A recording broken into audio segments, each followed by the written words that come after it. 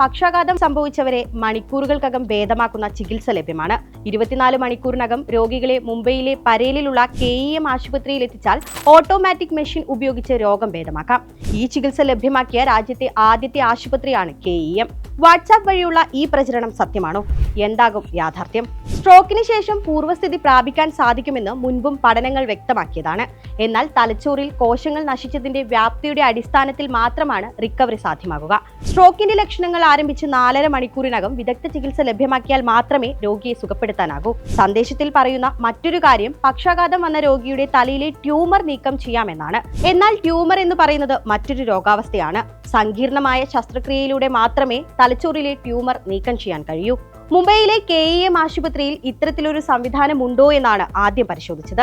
അന്വേഷണത്തിൽ 2018 October 11 the Hindu പ്രസിദ്ധീകരിച്ച വാർത്തയിൽ ആശുപത്രിയിൽ ഒക്ടോബർ 10 സ്ട്രോക്ക് സെന്റർ ഉദ്ഘാടനം ചെയ്തതായി കണ്ടെത്തി. പക്ഷാഘാത രോഗികൾക്ക് വേഗത്തിൽ ചികിത്സ ഉറപ്പാക്കുക എന്നതാണ് സെന്ററിന്റെ ലക്ഷ്യം. ഇതിനായി ബൈപ്ലെയിൻ DSA ന്യൂറോ മെഷീൻ സ്ഥാപിച്ചതായും വാർത്തയിൽ പറയുന്നുണ്ട്. പക്ഷാഘാതത്തിന്റെ കൂടുതൽ വ്യക്തമായ ചിത്രം ലഭ്യമാക്കുന്നതിനും മികച്ച ചികിത്സ ഉറപ്പാക്കാനും സഹായിക്കുന്നതാണ് ഈ മെഷീൻ. ഈ വിവരങ്ങളാണ് തെറ്റായി പ്രചരിക്കുന്നത്. അതായത് 24 മണിക്കൂറിനകം രോഗിയെ ആശുപത്രിയിൽ എത്തിച്ചാൽ ഓട്ടോമാറ്റിക് മെഷീൻ വഴി സുഖപ്പെടുത്താമെന്ന പ്രചരണം തെറ്റിദ്ധരിപ്പിക്കുന്നതാണെന്ന് വ്യക്തം.